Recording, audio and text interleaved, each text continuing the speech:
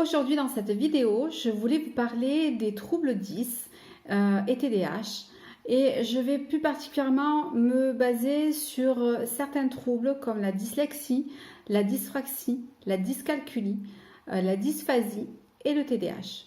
Si vous ne me connaissez pas, je suis Sylvie Dorsan, j'accompagne les enfants et les adolescents avec un trouble 10 et TDAH à avoir plus confiance en eux, à avoir une meilleure stratégie d'apprentissage et à gagner en autonomie.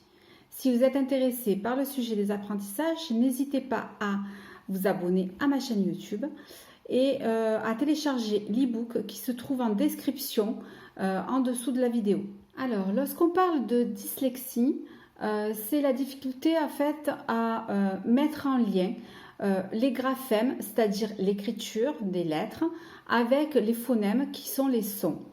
Et donc ça va se traduire soit par des inversions de lettres, des oublis de syllabes, des confusions aussi entre par exemple le B et le D. Donc c'est un problème majeur à l'école puisque en fait l'école est basée surtout sur l'écriture et la lecture. Donc ça représente à peu près 8 à 10% des enfants qui ont cette difficulté-là. Et je voulais juste vous mettre en garde par rapport à ça, c'est que ce n'est pas parce que votre enfant ne lit pas à la fin du CP, ou du moins qu'il ne lit pas bien, ou qu'il ne lit pas d'ailleurs, que ça va être forcément un enfant dyslexique. Au niveau de la dyscalculie, on va voir quelque chose de similaire au niveau des mathématiques. Ils vont avoir du mal en fait à comprendre la numération, à associer donc le nombre avec la quantité. Mais aussi, ils vont avoir du mal à comprendre le sens des opérations. Qu'est-ce qu'une addition? Qu'est-ce qu'une soustraction? Donc la dyscalculie représente à peu près 5% des enfants scolarisés. Alors du côté de la dysphasie, c'est une difficulté en fait au niveau du trouble du langage. Donc on va s'en rendre compte assez rapidement lorsqu'ils sont petits en fait. Ils vont avoir du mal à prononcer, à faire des phrases, à simplement dire des mots. Donc en fait ça touche à peu près 2% des enfants. Cette dysphasie. Du côté de la dyspraxie, il en existe plusieurs. Il y a d'abord celle qui va toucher la coordination des mouvements. Ce sont des enfants qui vont avoir du mal à faire du vélo, à apprendre à nager. Et puis il y a aussi celle qui va toucher une fois encore tout ce qui est prononciation. Ils vont avoir une difficulté orale en fait. Donc ça touche à peu près 6% des enfants qui ont, qui ont des dyspraxies. Au niveau du TDAH, il s'agit d'un trouble déficitaire de l'attention. Il existe 3 types de symptômes. Soit des difficultés attentionnelles de concentration, donc l'enfant est souvent dans la lune, soit des difficultés en fait à gérer leur impulsivité. Ce sont des enfants qui vont couper la parole, qui ne vont pas attendre leur tour.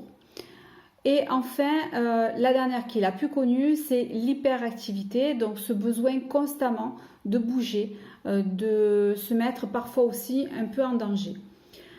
Et puis il y a aussi le TDAH qui regroupe les trois. Alors évidemment, certains enfants cumulent plusieurs troubles 10 et puis aussi s'ajoute parfois à cela le TDAH. Donc ça va engendrer des retards notamment dans les apprentissages qui sont assez importants parfois. Alors ce qu'il faut savoir c'est que ce sont des troubles qui sont durables dans le temps, qui ne se guérissent pas et c'est pour ça que l'on les qualifie bien souvent de handicap. Ce qu'il faut savoir aussi, c'est que c'est un problème neurologique et donc ça ne fait pas intervenir en fait un manque d'intelligence.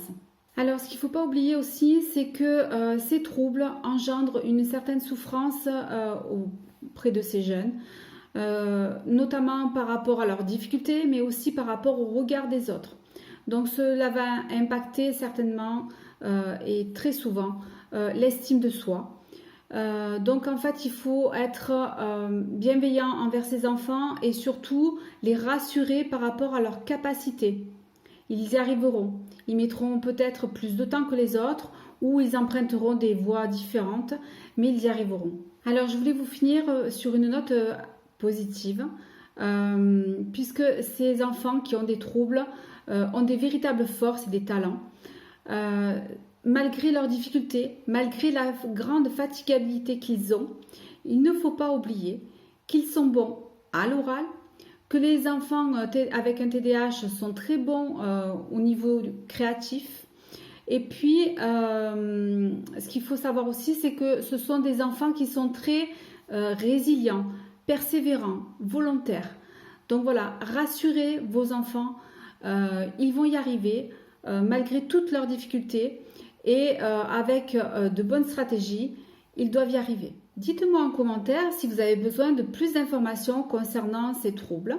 J'espère que cette vidéo aura pu vous éclairer sur tous ces troubles.